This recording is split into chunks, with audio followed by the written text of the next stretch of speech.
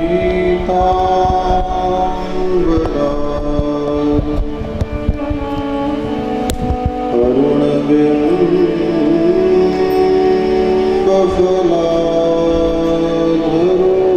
अरुणबिम्बफलाधरोष्ठा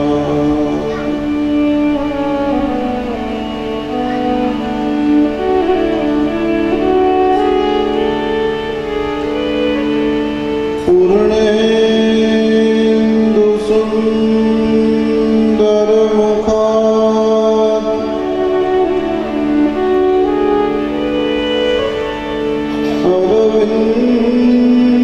अरविन्दनेत्रा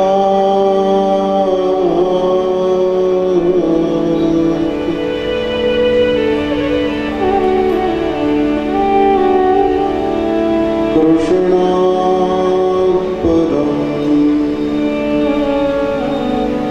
किमपि त्वमहं न जाने।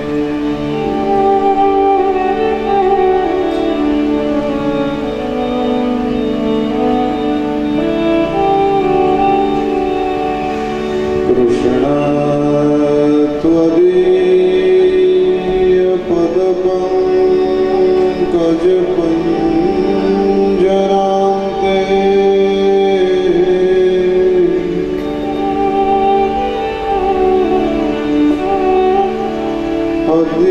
अद्यैव मे विशतु मानसराजहंसः।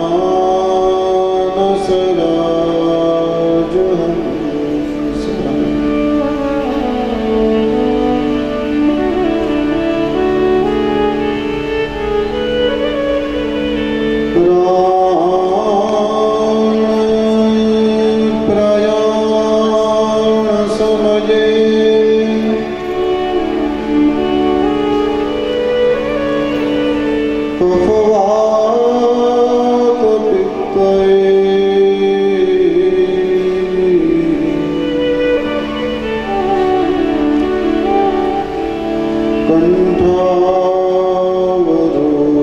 कण्ठावरोधनविधौ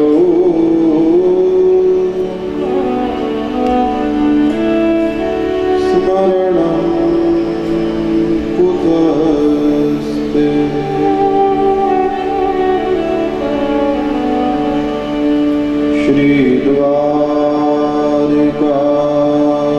श्रीद्वारिकाधीश की जय।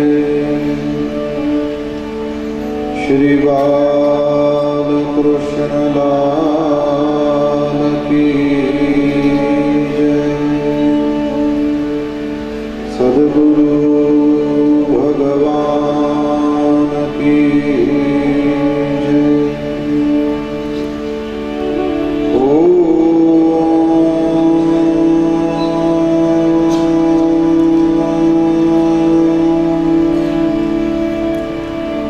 नमः Parvati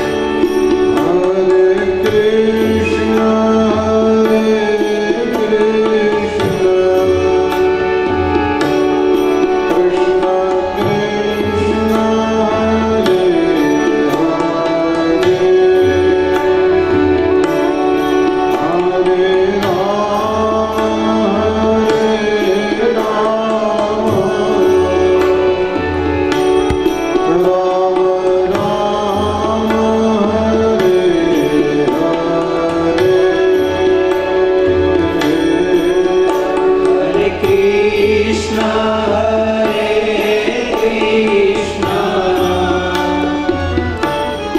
Krishna Krishna Hare Hare Hare Rama Hare Rama Rama Rama Hare Hare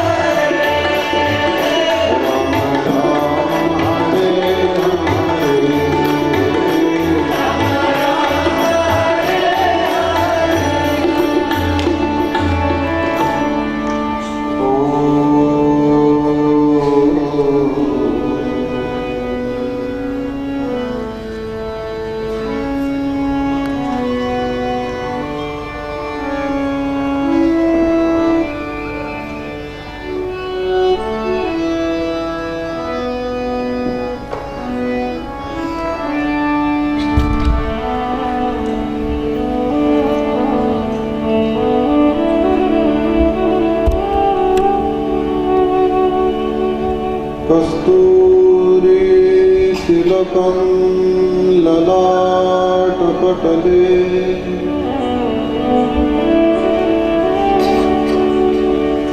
वक्षस्थले कौस्तुभम्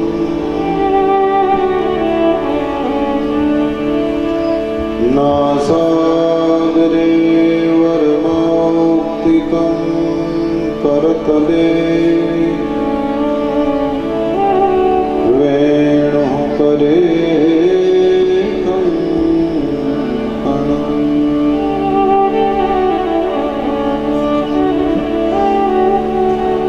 सर्वांगे हरिचन्दनं सुललितम्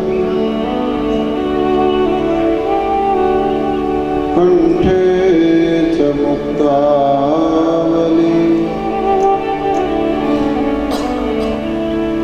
गोपस्त्री परिवेष्टितो विजयते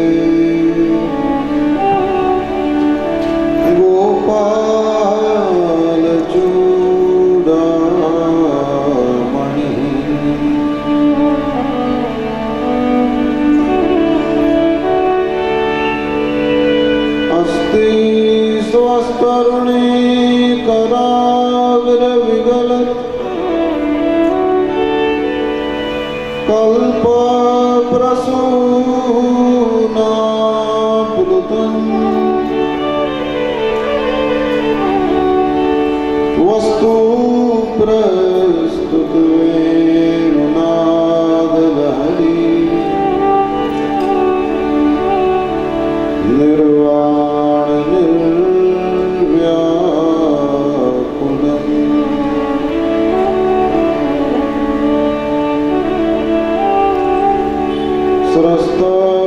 स्रस्त निबद्धनी विविलसद गोपी सहस्रावृतम्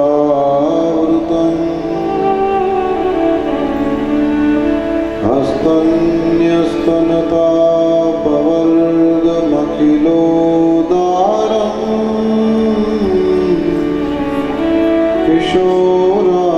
किशोराकृति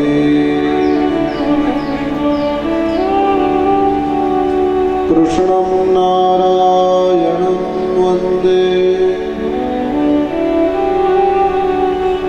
कृष्णं वन्दे व्रजप्रियं कृष्णं द्वैपायनं वन्दे कृष्णं वन्दे कृतासुतम् श्री गोवर्धननाथ की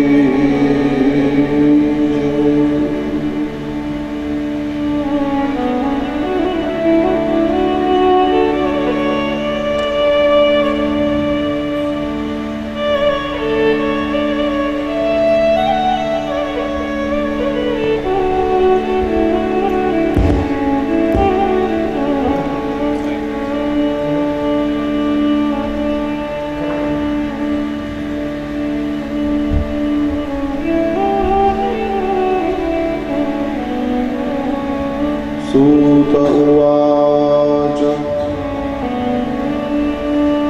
निशम्य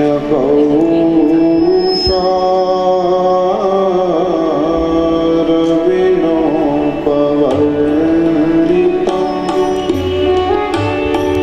ध्रुवस्य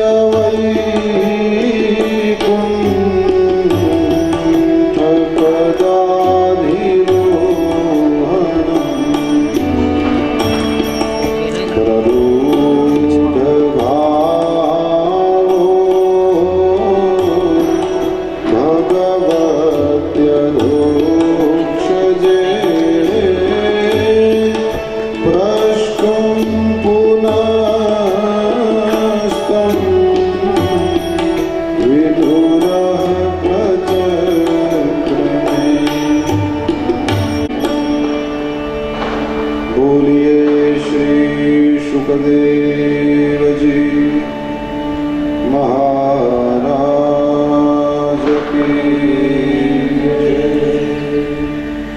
सद्गुरु भगवान की जय।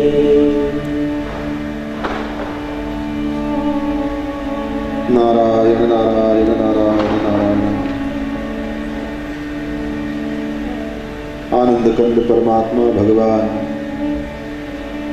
श्री हरि के चरणों में इस 7 दिवसीय श्रीमद् भागवत सप्ताह ज्ञान यज्ञ के तीसरे दिन कथा के प्रारंभ में हम सबका सस्नेह दंडवत प्रणाम नमस्कार हो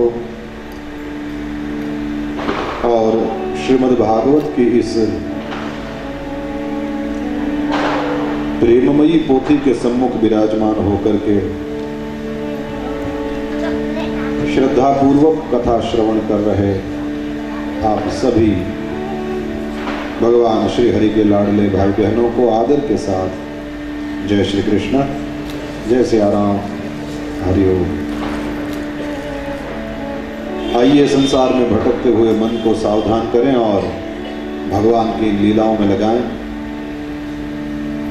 और श्रीमद् भागवत में हमारे जीवन को सफल करने वाले कुछ सूत्र लिखे गए हैं, हम उन पर दृष्टि डालें और परम प्रेम स्वरूप परमात्मा के थोड़े और नजदीक जाएं। आज गणेश चतुर्थी का दिन है। आप सबको गणेश चतुर्थी की बहुत बहुत बधाई हो। जैसा कि सब जानते ही हैं, यह दुनिया भर में मनाया जाने वाला उत्सव आज के दिन भगवान गणेश का प्रागट्य हुआ था। कई कथाएं मिलती हैं गणेश जी के जन्म के उपलक्ष्य में और सबसे प्रसिद्ध वाली जो है वो माता पार्वती स्नान करने के लिए बैठी और उसमें उनको ज़रूरत हुई कि मैं अंदर स्नान कर रही हूँ, कोई अंदर ना आ जाए। उस वजह से उन्होंने अपने ही शरीर के मैल से एक पुतला उत्पन्न किया, बनाया और फिर उसी में प्राण पूर दिए और उसी को कहा कि तुम मेरे पुत्र हो, तुम इस स्थान का रक्षण करना, मैं अंदर स्नान करने के लिए जा रही हूं, कोई अंदर ना आए, तुम जरा ध्यान देना।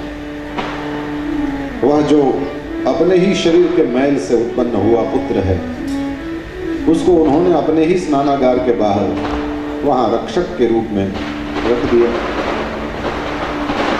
वह किसी और को नहीं जानता था, केवल अपनी मां को जानता था।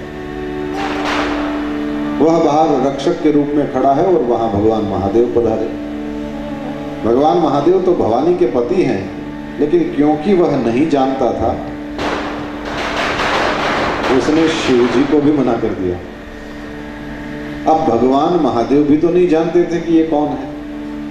बस इसी वजह से युद्ध छिड़ गया और उस युद्ध में भगवान महादेव ने त्रिशूल से उसी जो भवानी का पुत्र है उसका सिर उतार लिया। बाद में फिर अंदर पधारे भवानी बड़ी रुष्ट हुई है, आपने मेरे पुत्र की हत्या कर दी। भगवान महादेव को भी तो ये पसंद नहीं आया, बोले देवी मुझे पता ही नहीं था कि ये कौन है। फिर तो कहा कि जो सबसे पहले मिले उसी का सिर ले आओ और फिर इस पर लगा दो। सबसे पहले हाथी मिला और इसी वजह से ये जो गणेश हैं ये गजानन हो गए। ये सब जिस दिन हुआ वही भादों शुक्ला चतुर्थी थी, तो इसको कहते हैं गणेश चतुर्थी। विघ्न करता देव भी हैं, पूज्य भाई श्री कहते हैं ये विघ्न हरता देव भी हैं। इनके एक हाथ में वो अंकुश है जो विघ्न हरने के लिए है, लेकिन यदि ध्यान नहीं दो तो एक हाथ में मोदक है, ये मोदक में फंस जाओ तो ये विघ्न करता भी है। तो शायद हमको ये सिखा रहे हैं कि जीवन में मोदक भी रखना और अंकुश भी रखना, मिठास भी हो, केवल अंकुश ही अंकुश न हो, केवल विघ्नों से भागने, विघ्नों को हरने की ही बात न हो। जीवन में थोड़ा मिठास और आनंद भी हो, लेकिन केवल आनंद ही आनंद न हो, थोड़ा अंकुश भी हो। देखो भैया, सीधी सादी बात यह है, हमारे तुम्हारे इस सनातन धर्म में कैसे भी करके आखिर हमको जीवन कैसे जीना है ये सिखाया गया। गणेश जी को देख लो तो गणेश जी के बहाने यही सिखाया गया, शिव जी को देख लो तो शिव जी के बहाने भी यही सिखाया गया, राम कृष्ण को देख लो तो उनके बहाने भी। आखिर बात तो यही है, जीवन कैसे जिया जाए। क्योंकि बिना जीवन को सुधारे कोई मौत को सुधार लेगा, ये कोई ज्यादा हजम होने वाली बात नहीं है। और इहलोक को बिगाड़ा तो फिर परलोक सुधर जाएगा, ये भी कुछ खास हजम होने वाली, क्योंकि यहाँ सबको रुला के जो जाएगा हो सकता है कि उसका परलोक सुधरे, जस्ट इम्पॉसिबल। तो हमारे तुम्हारे इस सनातन धर्म में ऋषि मुनियों ने हमको समय समय पर ये सारे जो उत्सव दिए हैं, जीवन शैली को प्रभावित करने वाले ये उत्सव हैं, ये हमको यही सिखाते हैं कैसे जीना। गणेश जी को देखो तो उसमें से भी कुछ मैसेज लेना, भगवान महादेव को देखो तो उनमें से भी कुछ मैसेज लेना, उस तरह से कुछ न कुछ संदेश है। आज सवेरे सवेरे मुझे जो विचार आया, मैंने व्हाट्सएप के माध्यम से हमारे सभी प्रेमियों में बांटा, और वो यही था कि बिना लाभ की ओर देखे शुभ का काम करना शुरू कर दो। लाभ और शुभ उनके दोनों बेटे हैं, तो यदि बिना लाभ की ओर देखे तुम शुभ करना शुरू कर दो तो तुम स्वयं मंगल मूर्ति बन जाओगे, और फिर रिद्धि सिद्धि तो पीछे पीछे अपने आप ही चली आएंगे। तो प्रारंभ कहां से होता है? बिना लाभ को देखे शुभ करना, यानी निष्काम सत्कर्म करना। और जिसने भी निष्काम सत्कर्म किया है, फिर उसके लिए वो स्वयं मंगल मूर्ति है। वो जहां भी बैठा है दूसरों के विघ्न हर लेगा, उसको विघ्न दबा नहीं पाएंगे। गणेश जी हमको यही कहते हैं, मेरी पूजा करते करते तुम स्वयं गणेश बन जाओ, तुम स्वयं विघ्नराज बन जाओ, तुम स्वयं ऐसे बन जाओ कि तुम जहां हो वहां कोई विघ्न आ न पाए। तुम स्वयं वरद मूर्ति बन जाओ, तुम जहां बैठे हो सबके लिए तुम वरदान देने वाले बन जाओ, सबको तुम्हें देख करके प्रेम हो, ऐसे तुम अपने आप को बना लो। फिर रिद्धि सिद्धि अपने आप आकर के तुमको भरेगी, फिर तो जो भी होगा लाभ ही होगा या शुभ ही होगा। तो ऐसे पावन दिन पर हम सब इस सत्संग के लिए समवेत हुए हैं। भाग्यशाली मानते हैं अपने आप को कि आज भगवान गणेश जी का जन्म महोत्सव है, और श्रीमद् भागवत के साथ गणपति का बड़ा कनेक्शन है, सब लोग जानते ही होंगे। भगवान वेद व्यास ने सोचा मुझे श्रीमद् भागवत लिखवाना है, लेकिन लिखने वाला ऐसा हो जो ढंग से लिखे, इसको जो मैं कह रहा हूं उसको समझते हुए उसी तरह से लिखे। और फिर उन्होंने देखा कि ये ज्ञान के दाता जो हैं गणेश जी हैं, इनसे अच्छा समझकर लिखने वाला और कोई हो नहीं सकता। जैसे ही हेरंब की स्तुति करी तो तुरंत पधारे। भगवान वेद व्यास ने स्तुति किया, गजाननं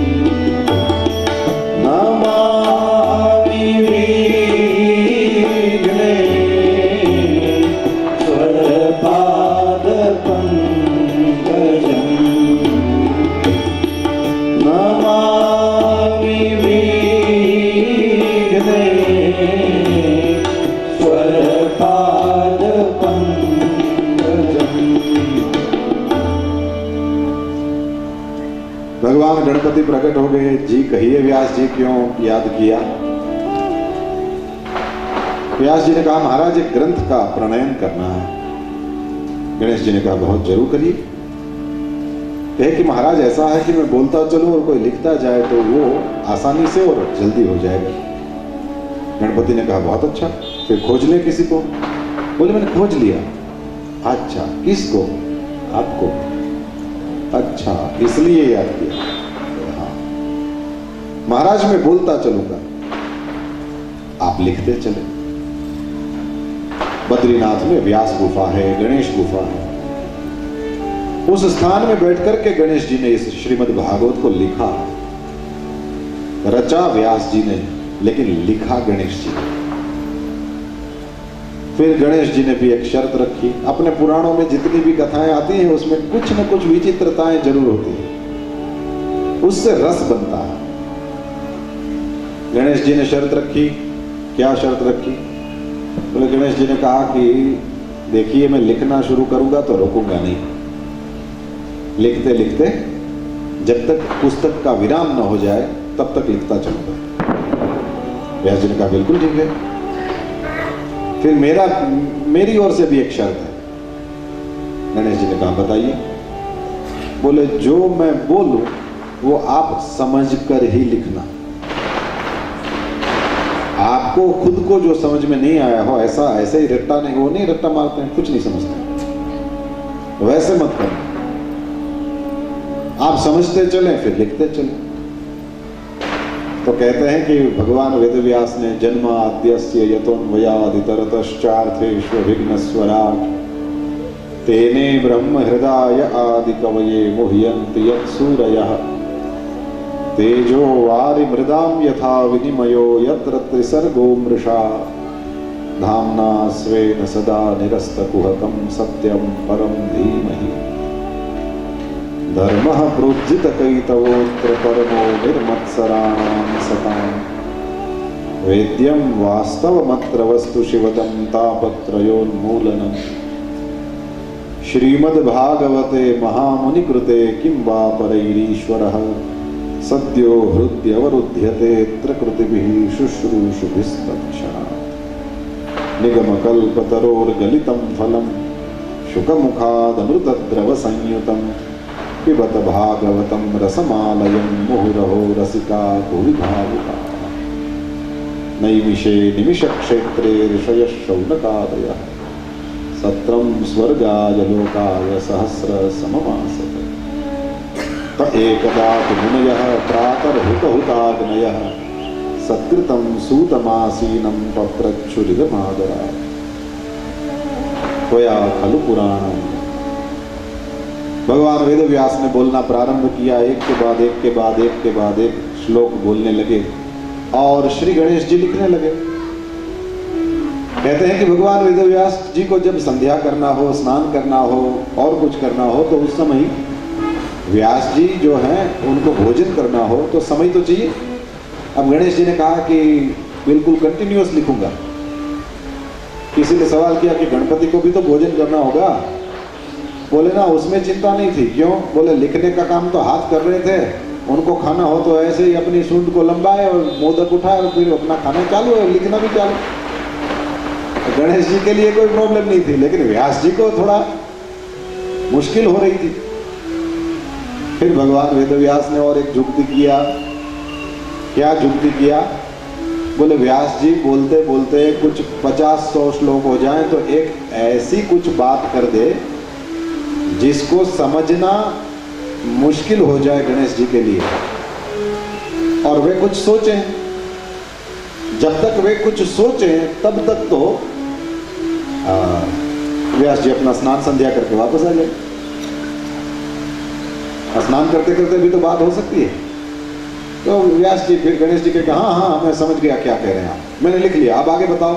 फिर व्यास जी बोलना शुरू करें, फिर संध्या में बैठ जाएं। तब तक गणेश जी सोच रहे हैं और फिर ये हो।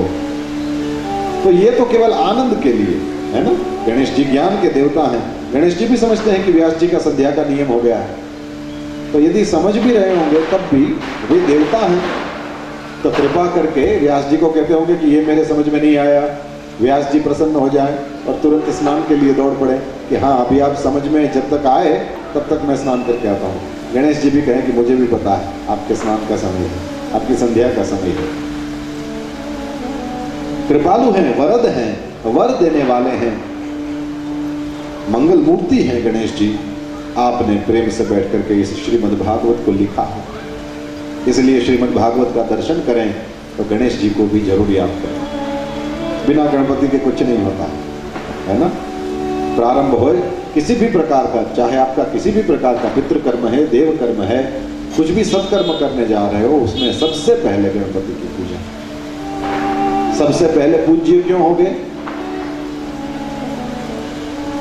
तो सब देवताओं ने मिलकर के नक्की किया कि भाई जो सबसे पहले पृथ्वी की परिक्रमा करके आएगा वो संसार में सबसे पूज्य माना जाएगा। तो सब लोग अपना अपना हाथी घोड़ा लेके दौड़ पड़े, सबको सबसे पहले पूज्य होना था। और गणपति दादा ने सोचा कि देखो, एक तो अपना चूहा वैसे ही छोटी सी चीज है, और सच में बैठ गए तो फिर दूसरा चूहा लाना पड़ेगा। तो क्या करें? बोले अपना वाहन तो काम का नहीं है, कुछ और करें। और ये ज्ञान के देवता हैं, समझ के देवता हैं। सबसे पहले उन्होंने शंकर भगवान के पास जाकर पैर पकड़े, बाबा आप 10 मिनट मेरे साथ आओगे? शंकर भगवान ने कहा जरूर आएंगे बेटा, बताओ क्या काम है। बोले क्या काम है ये बाद में बताएंगे, बस आप हमारे साथ आइए। शंकर जी त्रिशूल उठाए और साथ में चल दिए। एक जगह स्थान मिला तो वहाँ कहा कि बाबा आप यहाँ बैठो। बोले वहाँ भी तो बैठे थे।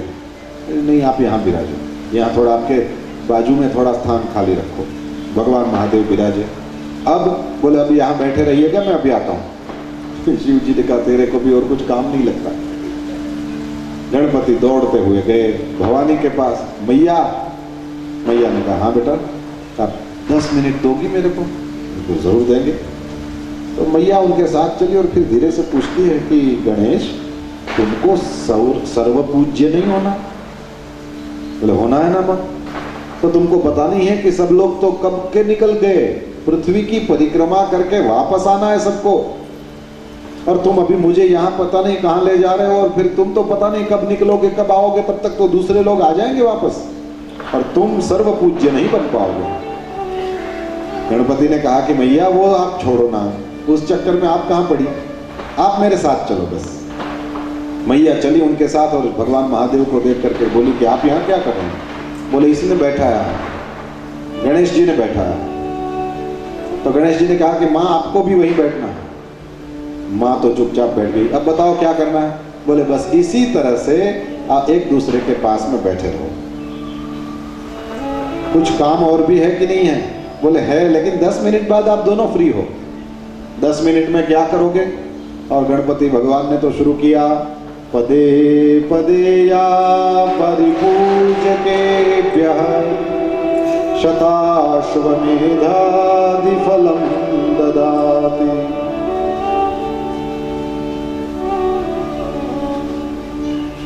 गणपति भगवान ने चरण चरण में जो शताश्वमेधादि फल देती है, ऐसी परिक्रमा करना शुरू किया। पार्वती और भगवान महादेव की पूजा परिक्रमा लगा रहे हैं। 1 2 3 4 5 6 7 बार परिक्रमा किया और फिर दंडवत करी और कहा कि मैंने 1 नहीं 7 बार पृथ्वी और सबकी परिक्रमा कर ली। भगवान महादेव ने कहा बेटा तुम जो कह रहे हो ये 100% सच है। माता पिता तो भगवान से भी बढ़कर होते हैं। यदि उनकी पूजा कर लिया तो देखिए, माता पिता की परिक्रमा करने का मतलब पृथ्वी की परिक्रमा करना होता है। तो इसका मतलब ये हुआ, मतलब पृथ्वी के सारे देवताओं की परिक्रमा इसमें हो गई। तो इसका मतलब ये हुआ कि माता पिता की आज्ञा मानना, ये सारे 33 कोटि देवताओं की आज्ञा मानना हो गया। उनकी सेवा करना, ये सारे देवताओं की सेवा करना हो गया। उनको, उनके चेहरे पर मुस्कुराहट आ जाए, ऐसा कुछ करना। आपने सभी देवताओं को प्रसन्न कर लिया, और यदि उनको रुला दिया तो आपने सभी देवताओं को नाराज कर दिया। फिर कितना भी आप क्या कहें, अब इसमें बोलने की जरूरत नहीं। किसी मंदिर में जाकर कितना दान कर लो, कितना भी किसी को भोजन करा लो, ये वो, माता पिता का यदि हमने ध्यान नहीं दिया तो फिर स्वाभाविक रूप से समझ लें कि हमने सभी देवताओं को नाराज कर दिया। तो माता पिता की परिक्रमा किया गणेश जी ने, और ये कहते हैं कि पृथ्वी की 1 बार नहीं 2 बार नहीं 7 बार परिक्रमा कर। अभी सारे वो जो हाथी घोड़ा लेकर दौड़ पड़े थे वो सारे वापस आए, और तब तक तो श्री गणेश जी बैठ गए थे और इनकी सबसे पहले पूजा की जा रही थी। तो सभी देवताओं ने हल्ला बोल दिया, ये बात क्या है? अरे ये तो चले ही नहीं थे, इनकी सबसे पहले पूजा क्यों कर रहे हैं? भगवान महादेव ने निर्णय दिया है, इसने अपने माता पिता को बैठा करके 7 बार परिक्रमा करी है। इसने आप सब आए लेकिन एक बार परिक्रमा करके आए हो, इसने 7 बार परिक्रमा की। भगवान गणेश आदि पूज्य हो गए, सर्व पूज्य हो गए, माता पिता की महिमा को बढ़ाया। विघ्न करने वाले देव भी हैं और विघ्न हरने वाले देव भी हैं। वही मोदक में फंसे तो विघ्न करेंगे, और अंकुश भी रखा तो बैलेंस हो गया। ऐसे गणेश जी को प्रणाम करें। उन्होंने कृपा करके श्रीमद् भागवत लिख करके हम सबको दिया हुआ है। आइए उस भागवत की कथा में हम सब लोग भगवान वेदव्यास की कलम के साथ साथ उतर जाएं। कल हमने ध्रुव जी महाराज की कथा देखी, आइए उससे आगे बढ़ें। ध्रुव के वंश में कुछ प्रचेताएं हुए हैं। उन्होंने नारायण सरोवर के किनारे जाकर तपस्या किया था। श्री नारायण सरोवर के किनारे जाकर के तपस्या करने वाले ये सारे प्रचेता जैसे ही नारायण सरोवर के किनारे पधारे तो वहां नारायण सरोवर से डमरू की आवाज आई और भगवान महादेव को उस सरोवर के जल से बाहर पधारते देखा। 10 थे ये भाई। 10 प्रचेता भगवान महादेव के चरण में नमस्कार करते हैं। भगवान महादेव ने उन सबसे कहा, यहाँ किस लिए आए हैं? बोले हम सब भगवान के लिए, भगवान पर तपस्या करने के लिए आए हैं। बहुत अच्छा, भगवान की तपस्या करनी हो रुद्र गीत के द्वारा करना। ये कथा आगे जाकर के बताएंगे। यहाँ पर ध्रुव जी का वंश बताया और उसमें कहा कि ध्रुव जी का उत्कल नाम का एक बेटा था, जो जब पिता यानी ध्रुव जी भगवान के धाम में चले गए तो उसके बाद में फिर वह राजगादी पर बैठना नहीं चाहता था, क्योंकि जन्म से ही वह शांत था। जन्म से ही उसकी मति भगवान में लगी हुई थी, तो उसके भाई को बैठा दिया और फिर आगे जाकर के उस वंश में एक अंग नाम के राजा हुए। अंग को कोई संतान नहीं थी, यज्ञ कराया, यज्ञ से संतान तो हुई, लेकिन अंग के ससुर जी ये मृत्यु थे और मृत्यु की बेटी सुनीता के साथ अंग का विवाह हुआ था। तो लिखा है कि यज्ञ के द्वारा जो पुत्र उत्पन्न हुआ वह अपने मातामह यानी अपने नाना के जैसा हुआ, यानी मृत्यु के जैसा हुआ, मतलब कि धर्म का विरोधी हुआ। अंग राजा ने उसको सुधारने की बड़ी कोशिश करी, लेकिन वो सुधरा नहीं। अंत में अंग राजा ने सब कुछ छोड़ छाड़ दिया और उसके बाद में फिर अंग राजा तो जंगल में चले गए। प्रजा ने उनको खोजने की बड़ी कोशिश करी, परंतु अंग राजा मिले नहीं। बिना राजा के राज्य, उसमें चोरों का उपद्रव बढ़ गया। जैसे ही वह उपद्रव बढ़ गया तो ऋषि मुनियों ने सोचा कि भाई बिना राजा के तो राज्य होना नहीं चाहिए, क्या करें? तो किसी ने सुझाव दिया कि इसी वेन को, ये जो अंग राजा का ही दुष्ट पुत्र है, इसी को राजा बना दो। तो ऋषि मुनियों ने सोचा कि ये तो बड़ा नालायक है, इसको तो नहीं बनाना चाहिए। लेकिन फिर सोचा कि देखो कभी कभी ऐसा होता है, बिगड़े बच्चे भी जब जिम्मेवारियां आ जाए ना सिर पे तो सुधर जाते हैं, तो इसको जिम्मेवारी दे दो, सुधर जाएगा। तो राजा बना दिया। अब जो स्वच्छंद हो उसको स्वतंत्रता नहीं देना चाहिए। स्वच्छंद का मतलब समझते हैं? जो किसी की भी आज्ञा में नहीं रहते हो, ऐसे लोग ऑलरेडी स्वतंत्रता में मानते हैं, उसको और स्वतंत्र कर दोगे तो वो कभी अच्छा काम नहीं करेंगे। इसका भी ऐसे हो गया, जैसे राजा बनाया और वेन ने अपनी पूरी प्रजा में ढिंडोरा पिटवा दिया। आज से लेकर के कोई भी व्यक्ति कभी भी भगवान का भजन नहीं करेगा, कोई यज्ञ नहीं करेगा, कोई दान नहीं करेगा, कोई तीर्थ यात्रा में नहीं जाएगा। इस तरह से पूरे नगर में ढिंडोरा पिटवा दिया। लोग परेशान हो गए। किसी के घर से मंत्रों की आवाज नहीं आनी चाहिए, किसी के घर में आरती नहीं होना चाहिए। ऐसे तब भी थे, आज की ही बात नहीं है। अब तो फिर ये ऋषि मुनि हैं, ये प्रजा का हित करने वाले हैं, इसलिए इन्होंने सोचना प्रारंभ किया कि ये तो गलत हुआ। एक लकड़ी है, दोनों ओर से जलने लगे तो फिर बीच में जो चींटी फंसी होगी वो किधर जाए? तो ये जो लकड़ी है वही राज्य है। एक ओर से चोरों का उपद्रव, वो जली हुई, और दूसरी ओर से ऐसा नालायक राजा वो यहाँ से जली हुई लकड़ी और बीच में चींटी है, वो ये सारी प्रजा। बोले अब क्या करें, इसका कोई रास्ता तो होना चाहिए, इसका कोई हल होना चाहिए। सीधा साधा हल मन में यही आया कि राजा को समझाया जाए। और मन में ऋषि मुनियों ने यह रखा कि यदि नहीं मानेगा तो उसको हुंकार के द्वारा भस्म कर देंगे। ऐसा राजा हो तो भी क्या और ना हो तो भी क्या फर्क पड़ता है। वो नहीं है, फॉरेस्ट में नौकरी के लिए एक जना गया और वो एप्लीकेशन लेकर के गया, और नहीं मिलिट्री में, हाँ मिलिट्री के लिए गया।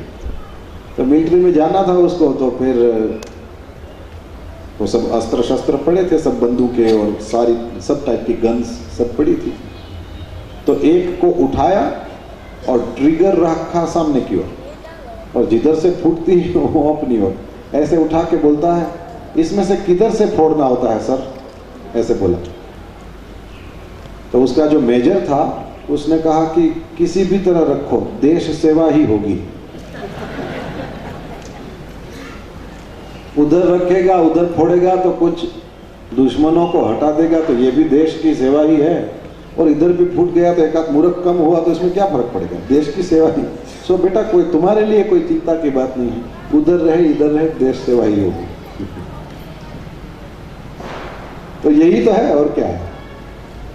मन में रखा कि ऐसा राजा हो तो भी क्या, ना हो तो भी क्या फर्क पड़ता है। फिर तो ऋषि मुनि वहां गए और ऋषि मुनियों ने इस वेन को समझाया, हे तात तुम्हारा कल्याण हो। देखो ऐसा है, प्रजा जिस धर्म का पालन करती है उस धर्म का छठा भाग राजा को वैसे ही मिल जाता है।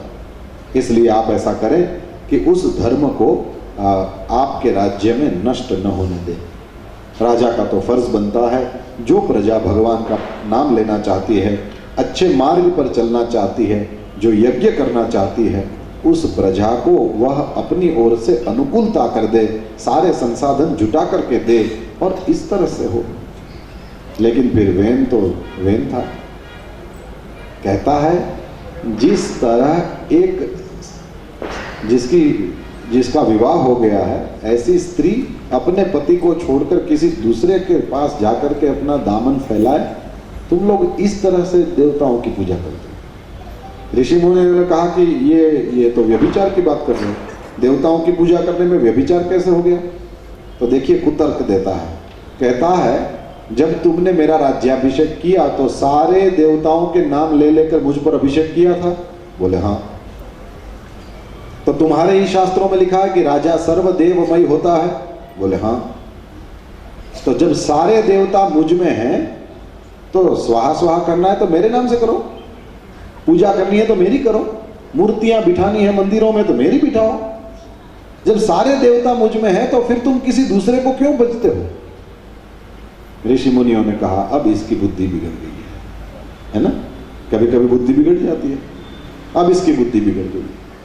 अरे देवताओं की स्थापना राजा के शरीर में इसलिए की जाती है कि राजा को दोनों ओर से समझ में आए। एक, मैं यदि कुछ अच्छा काम करने के लिए शुरू करूंगा तो सारे देवता मेरे अंदर हैं, ये मुझे मदद करेंगे। या दूसरा, मेरे मन में कभी भी गलत विचार नहीं आए क्योंकि सारे देवता अंदर बैठे वो नाराज हो जाएंगे। और इसको अपना फर्ज तो पूरा करना नहीं था और सोचने लगा सारे देवताओं की पूजा मेरी पूजा होनी चाहिए, मेरा कोई फर्ज नहीं है, जितना भी स्वाहा स्वाहा करना है मेरे नाम से करो। ऋषि मुनि समझ गए ये तो इस सनातन धर्म का विरोधी पैदा हुआ, इसको मार दो, और हुंकार करके ही उन्होंने तुरंत वहां वेन को खत्म कर दिया। देखिए हमारे इस सनातन धर्म के इन शास्त्रों में यज्ञ कराना इस तरह भी आपको ये दिखेगा कि भगवान ने साथ रह करके यज्ञ कराया, और आपको ये भी दिखेगा कि यदि यज्ञ के नाम पर कुछ और नाटक कर रहा हो तो उस यज्ञ का भंग भी भगवान स्वयं कराते हैं। दक्ष के यहाँ जब हम कल कथा देख रहे थे जिसमें सती माता ने अपना शरीर छोड़ दिया, वो दक्ष यज्ञ कर रहा था तो वो यज्ञ कोई यज्ञ नहीं था। ना वहां ब्रह्मा थे, ना विष्णु जी थे, ना शिव जी थे। अब जहां ब्रह्मा विष्णु महेश कोई नहीं है उसको यज्ञ कहेंगे कि यज्ञ का नाटक कहेंगे। शिव के अपमान के लिए उस यज्ञ को किया जा रहा था, उसको यज्ञ नहीं कहेंगे। इसलिए देखिए वीरभद्र को प्रकट किया भगवान महादेव ने और उस यज्ञ का ध्वंस करा दिया। यज्ञ का ध्वंस भी भगवान ही कराते हैं यदि यज्ञ के नाम पर कुछ और करो। ऐसा भागवत में और भी दूसरा मिलेगा। कृष्ण भगवान पर किसी ने उस तरह का अभिचार का प्रयोग कराया था और सुदर्शन चक्र गया है, वाराणसी में वो सब हो रहा था, सारी वाराणसी नगरी को जला के राख कर दिया। इसलिए कहता हूं एक सप्ताह कथा में सारी सारी बातें नहीं बताई जा सकती। अवसर मिले तो अपने घर पर भी श्रीमद् भागवत का थोड़ा अभ्यास करो। ऐसे ऐसी चीजें इसमें लिखी हैं कि हमारी जो समझ है वह ठीक हो, हमको सनातन धर्म का सही सही ज्ञान हो, हमारे ऋषि मुनियों ने हमारा जीवन सुधरे, उसके लिए हम सुख शांति आनंद को उपलब्ध करें, उसके लिए जो जो चाबियां दी हैं उससे हम रूबरू होंगे। तो वेन को मारा, ऋषि मुनियों ने देखिए राजा को मार दिया। ऋषि मुनियों ने ही यह काम किया। क्यों किया? बोले धर्म का विरोधी है तो वो राजा भी हमको नहीं चाहिए। मातृदेवो भव, पितृदेवो भव, आचार्य देवो भव, ये कहा जाता है। लेकिन मां से यदि मां नहीं बोले और कोई और बोले तो उस मां की आज्ञा का पालन करना जरूरी नहीं है। ये हमको भरत जी ने सिखाया। राम जी के सगे भाई है ना भरत जी। कई अंबा ने उनको गादी पर बिठाना चाहा और राम जी से दूर करना चाहा। भरत जी ने मां को छोड़ा लेकिन वे गादी पर नहीं बैठे, उन्होंने राम को नहीं छोड़ा। हिरण्यकशिपु सिखाता था प्रहलाद को कि नारायण का नाम मत लो, लेकिन पिता को छोड़ा है प्रहलाद ने, नारायण को नहीं छोड़ा है। गुरुदेव शुक्राचार्य ने बलि राजा को सिखाया कि तुम वामन को 3 पैर पृथ्वी मत दो, नारायण से अलग करने वाले गुरु को बलि ने छोड़ा है, नारायण को नहीं छोड़ा है। ये उदाहरण हमको सिखाते हैं कि किस तरह से जीना है, किस तरह से रहना है, और तदनुसार हमारा आचरण बनेगा तो हम नारायण के नजदीक रहेंगे। ये शायद आप जानते ही होंगे, मीराबाई को जब घर में बहुत परेशानी का सामना करना पड़ा और विष दिया और वो फूलमाला के नाम पर सांप भेज दिए और क्या क्या किया, तो फिर मीराबाई को लगा कि अब पति तो है नहीं और देवर को मैं पसंद नहीं हूँ और कि इस घर में रहूँ और ये सब भगवान की भक्ति करूँ। तो उन्होंने गोस्वामी तुलसीदास जी को उन्होंने ये पत्र भेजा कि अब घर में रहना सच में मुश्किल हो गया, तब आप कहें मैं क्या करूं, आप जो भी कहेंगे मैं कर दूंगी। तो वहीं पर उन्होंने गोस्वामी तुलसीदास जी ने वो पद लिख करके भेजा और उसी के आधार पर मीराबाई ने वो छोड़ दिया घर। क्या लिखा था? जाके प्रिय न राम वैदे,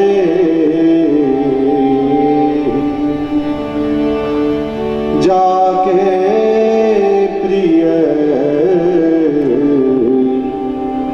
न राम वैदे,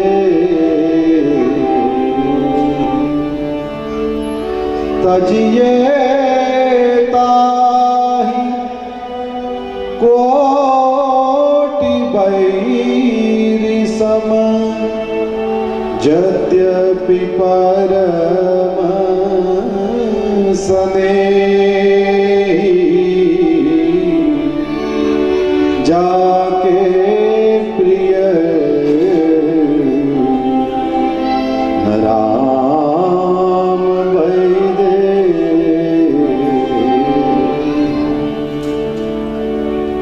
जाके प्रिय न राम वैदे।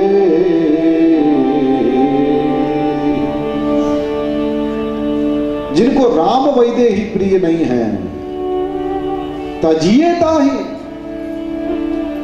गोस्वामी तुलसीदास जी को कोई पूछ सकता है, राजस्थान जैसे मर्यादा के प्रदेश में एक राजा की जो रानी है उसको आप कह रहे हैं कि छोड़ दो उनको, वो जाति कहां? एक स्त्री को कहना कि तुम घर छोड़ दो, ये कितनी बड़ी बात है। लेकिन याद रखना, जब हम भक्ति के मार्ग पर पांव आगे बढ़ाते हैं तो फिर हम स्त्री पुरुष नहीं होते हैं, हम भगत ही होते हैं और सारी जिम्मेवारी भगवान ही लेते हैं, सारी जिम्मेवारी भगवान लेते हैं।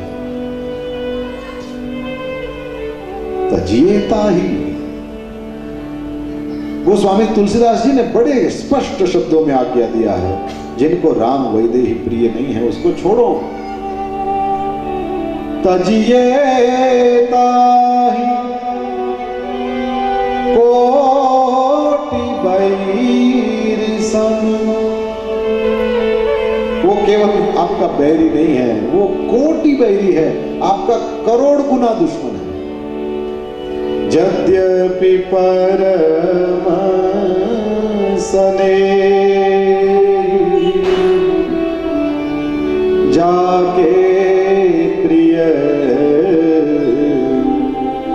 न राम वैदे।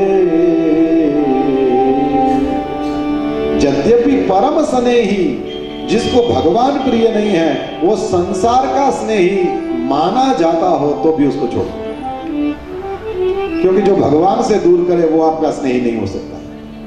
कई भरत की स्नेही थी, कौन कहेगा? हिरण्यकशिपु प्रहलाद को प्रेम करता था, कौन कहेगा? क्योंकि प्रेमार्णव है भगवान, वे सामने खड़े हैं और उन्हीं से वैर। इसी चीज को नरसिंह मेहता ने नारायण नाम जलेता हे वारे तेने तजिए रे मन सावाचा कर्मणा करिने हे लक्ष्मी वरदे भजिए रे नारायण नाम जलेता। कुड़ने तजिए कुटुंबने तजिए तजिए माने बाप रे भगिनी सुत दाराने तजिए जिम तजे कंचू की साप रे नारायण नाम जलेता हे वारे तेने तजिए नारायण नाम जलेता। प्रथम पिता प्रहलादे तजियो नव तजियो हरि नाम रे भरत शत्रुघ्ने तजी जनेता हे नव तजिया श्री राम रे नारायण नाम जलेता वारे तेने तजिए नारायण नाम जलेता। ऋषि पत्नी श्री हरि ने काजे तजिया निज भरथार रे हे माहे काई नव गयूं अन पामी पदारथ चार रे नारायण नाम जलेता हे वारे तेने तजिए नारायण नाम जलेता। व्रज वनिता विठ्ठल ने काजे सर्वत जीने चाली रे वण नरसैयो वन रावण माधव साथे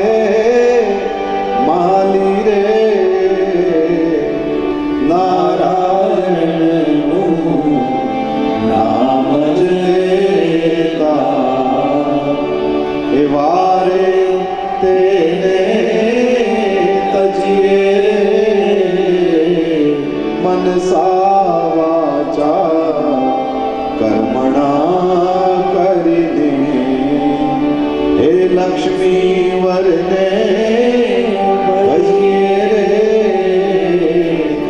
नारायण नाम लेता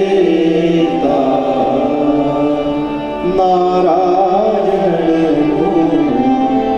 नाम लेता हे नारायण नाम लेता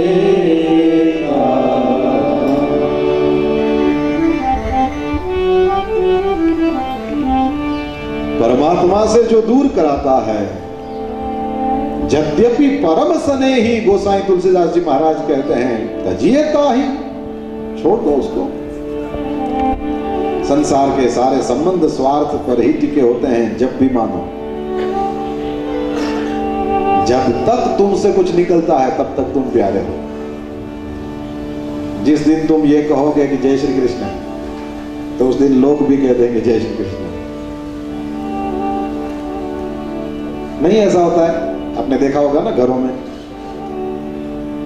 पहले पिताजी कमाते हैं तो फिर पिताजी के लिए गरम गरम रोटियां उतरती हैं, और बच्चा यदि कहे कि मुझे भूख लगी है तब भी उसको मिलता नहीं। पहले तेरे पापा को भोजन कर लेने दे, उनको जाना है, वो बेचारा है वो कुछ भी खा लेगा। फिर धीरे धीरे पापा रिटायर होते हैं और फिर भाई कमाने जाते हैं। तो जब भाई कमाने जाते हैं तो पिताजी को वो रोज की आदत के हिसाब से रोज 12 बजे वो भोजन के लिए मन होता है और पेट में भूख लगती है। तो जब रिटायर हो जाए तो फिर वो वहां से क्या आवाज आएगी, आपको कहाँ जाना है? इसको जाना है ऑफिस, ये खा लेंगे उसके बाद में फिर आपका नंबर। तो वो भी समझ जाते हैं। इतना ध्यान रखें कि संसार को खराब नहीं कहना, ये ऐसा ही है ना, ये ऐसा ही है। और भी आगे सुन लें, ये ऐसा ही था, ये ऐसा ही रहेगा। इसमें से अपना काम निकाल के चले जाओ। तो संसार तो बस उतना ही प्रेम करता है हमसे जब तक हमसे कुछ निकलता है, लेकिन परमात्मा ऐसे नहीं है। परमात्मा हमसे निष्काम निर्व्याज प्रेम करते हैं। अर्जुन के रथ को चला के परमात्मा को क्या मिला? सूरदास जी कहते हैं, राजसुयज्ञ युधिष्ठिर कीन हो, राजसुयज्ञ युधिष्ठिर कीन हो, ओ तामे झूठ उठाई, सबसे ऊंची प्रेम सदा, सबसे ऊंची प्रेम सदा। परमात्मा निष्काम प्रेम करता है। युधिष्ठिर ने क्या दे दिया कृष्ण को जब उन्होंने वहां उसके यज्ञ में झूठ उठाई? प्रेम के बल पारथ रथ क्यों, प्रेम के बल पारथ रथ क्यों, भूल गए ठकुराई,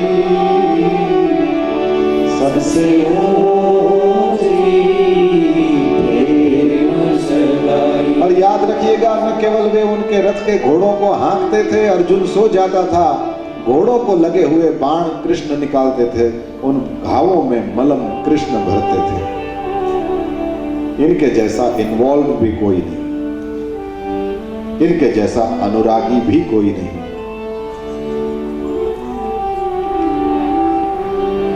तो परमात्मा का प्रेम निष्काम निर्व्याज है, कोई व्याज यानी बहाना, निर्व्याज है, कोई बहाना नहीं है भगवान के प्रेम के लिए।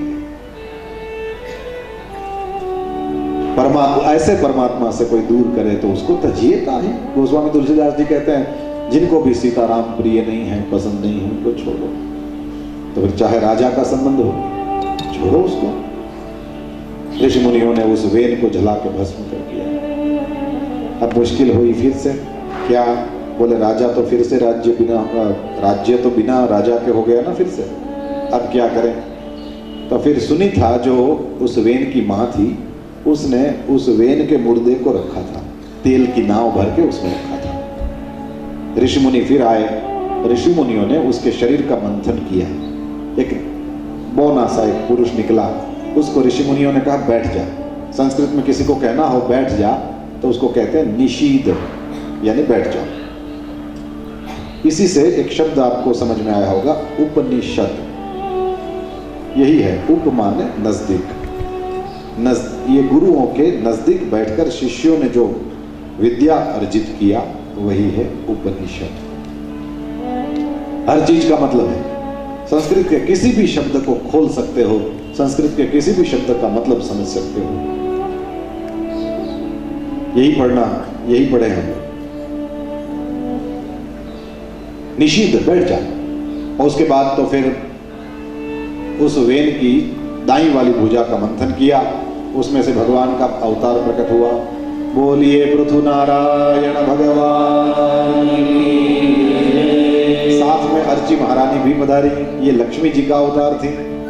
जैसे ही भगवान पधारे तो सब लोग वहां पधारे और फिर सब लोगों ने भगवान की स्तुति करना प्रारंभ किया।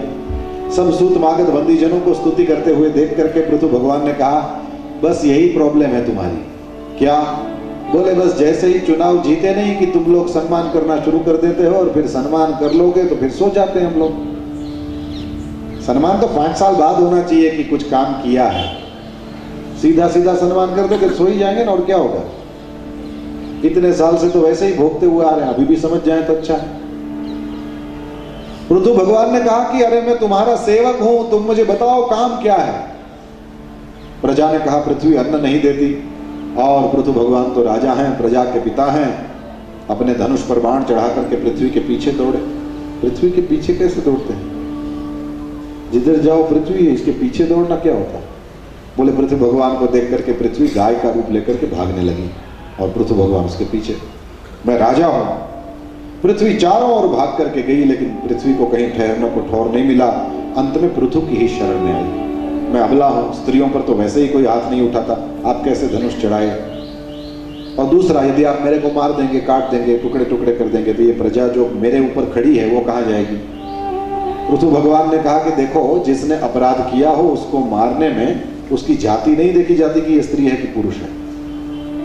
और तुम यदि माता हो तो फिर माता बन करके तुमको तुम्हारी प्रजा का पोषण करना चाहिए। ये लोग कह रहे हैं कि तुम्हारे अंदर बोए हुए बीजों को तुम निगल जाती हो, ये योग्य कर रही हो? तुमको दंड मिलना चाहिए। मैं राजा हूं, मैं दंड देने वाला हूं। और तुमने क्या कहा? प्रजा को कहां रखूंगा? मेरे आत्मबल से अपनी प्रजा को मैं धारण करूंगा।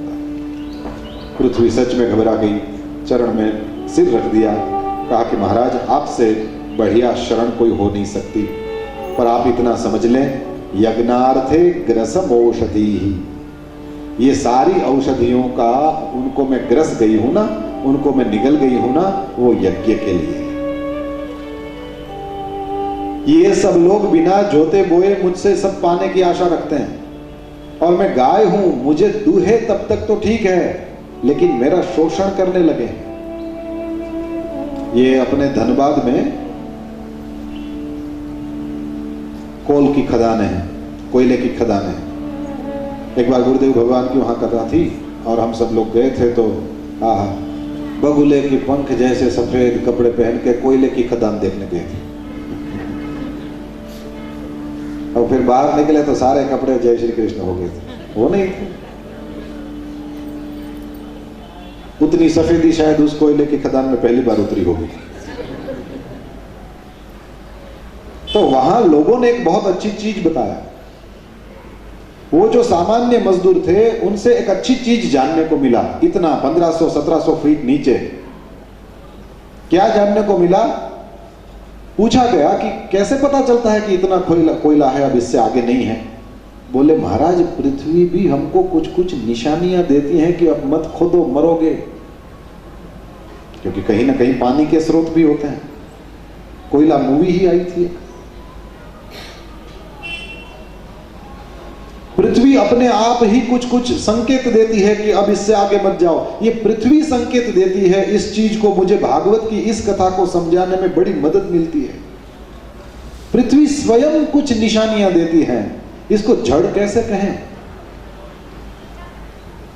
अब मत खोदो, अब मरोगे। और फिर कहा कि सेठ लोग फिर भी खुदवाते हैं ये वो। पृथ्वी ने कहा कि महाराज मेरे में बिना जोते बुए ये लोग काम करना चाहते, ये ऐसे ही फल पाना चाहते हैं, बिना मेहनत किए मैं कैसे दूंगी? सब कुछ दे सकती हूं, है ना? गाजर बो गाजर निकलेंगे, गांजा बो गांजा निकलेगा, केसर बो केसर निकलेगा, और प्याज बो तो प्याज निकलेगी, इसमें सब कुछ होता है। पृथु भगवान समझ गए कि गलती कहां हो गई। उन्होंने तुरंत कहा कि अब बताओ रास्ता क्या है। बोले अब तो मैं गाय के रूप में हूं, अब मेरा दोहन करना, मेरा शोषण नहीं करना। दोहन क्या है? उधर घास भी डालो और इधर से दूध भी दूह लो। तो पृथ्वी रूपी गाय को हम लोगों को घास भी डालना चाहिए। ये घास डालना क्या होता है? बोले हमारे पर्यावरण को बिगाड़े उस तरह से हमको नहीं रहना है। ये पृथ्वी रूपी गाय को डाला हुआ घास है।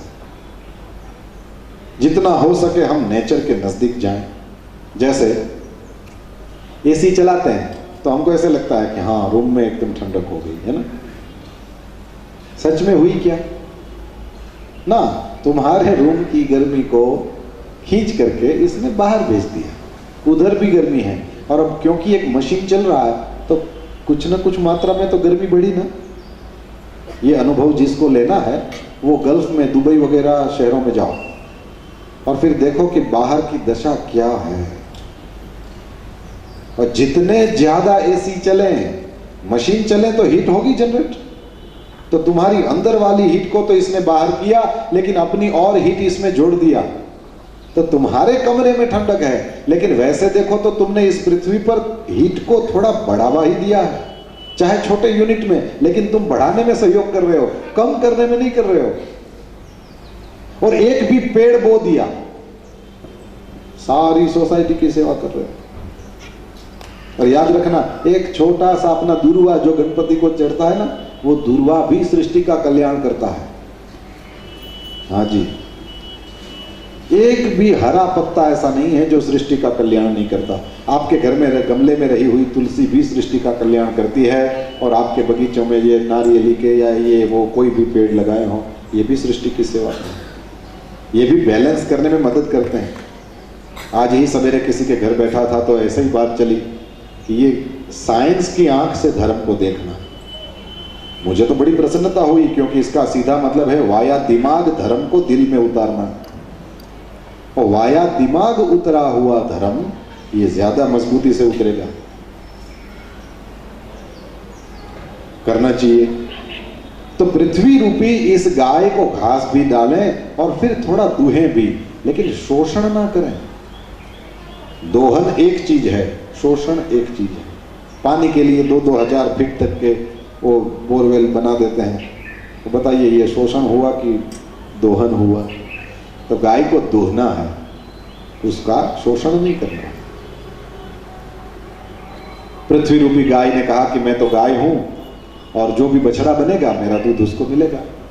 उसके बाद में स्वयं पृथु भगवान सबसे पहले बछड़ा बने, और उसके बाद तो फिर प्रहलाद जी भी बछड़ा बने हैं। ये वो गंधर्वों में किसी को बनाया। इस तरह से सबको जो जो चाहिए था सब ने अपने पृथ्वी से लिया है।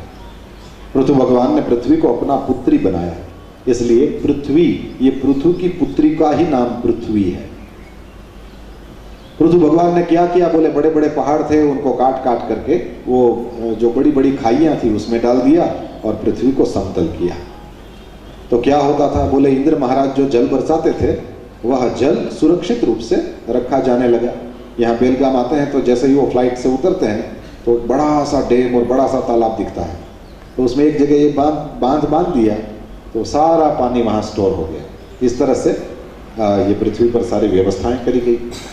और एक अच्छी चीज भागवत में लिखा है कि प्राक पृथोरिह नैषा पुरग्रामादि कल्पना। पृथु भगवान से पहले ये नगर और गांव और ये सब नहीं हुआ था।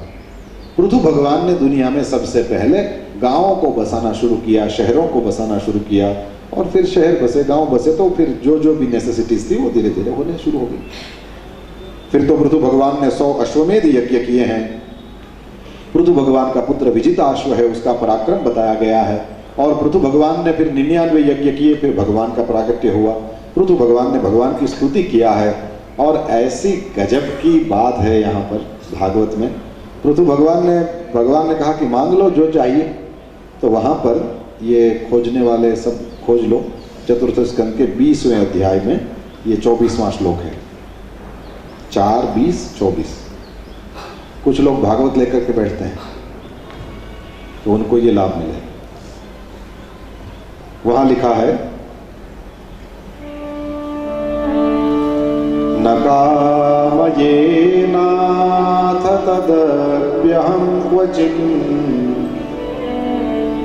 न यत्र युष्मा चरणाम्बुजासवः महत्तमान्तर्हृदयान्मुखच्युतो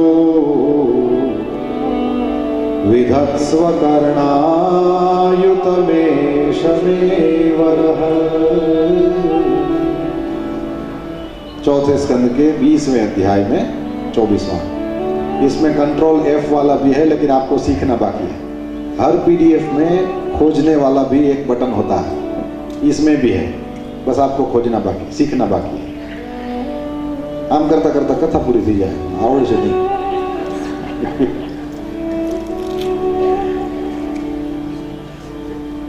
लेकिन कुछ भागवत डाउनलोड हो गए हैं, ये भी इस कथा का एक फल है। 4, 20, 24 खोजो। अच्छा, जो जिनके हाथ में भागवत नहीं है उन लोगों के लिए क्या मांगा है पृथु भगवान ने भगवान से? न कामये नाथ तदप्यहं क्वचिन् न यत्र युष्मा चरणाम्बुजासवः। महाराज, जहां आपके चरणाम्बुज नहीं हो ऐसा मुझे कुछ भी नहीं चाहिए। आपसे इतना प्रेम है कि आपकी कथाओं को सुनना, आपके बारे में बातें सुनना इतना अच्छा लगता है कि ऐसे लगता है कि ये 2 कान से सुनता हूं तो कम पड़ते हैं मुझे। भगवान ने कहा ठीक है, हम आपको ज्यादा काम देंगे, बताइए कितने चाहिए। तो यहां एक फिगर दिया है, विधत्स्वकर्णायुतमेष मे वरः।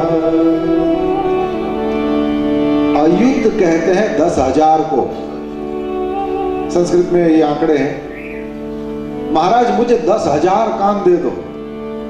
अब 10,000 कान क्यों मांगते हैं? बोले भगवान की कथा सुनने के लिए। याद करिए वाल्मीकि जी को राम भगवान ने पूछा मैं कहाँ रहूं, तो रामायण में वाल्मीकि ऋषि ने उनको स्थान दिया है। उसमें एक स्थान यह है, महाराज आपकी कथाओं को सुनते सुनते जिनके कान भरे ना। कैसे? बोले आपकी कथाएं हैं वो सरिताएं हैं और उनके कान जो हैं वो समुद्र हैं। और समुद्र में कितनी भी सरिताएं डाली जाएं, कितनी भी सरिताओं का जल डाला जाए, लेकिन वो भरता नहीं है, वो छलकता नहीं है। बस महाराज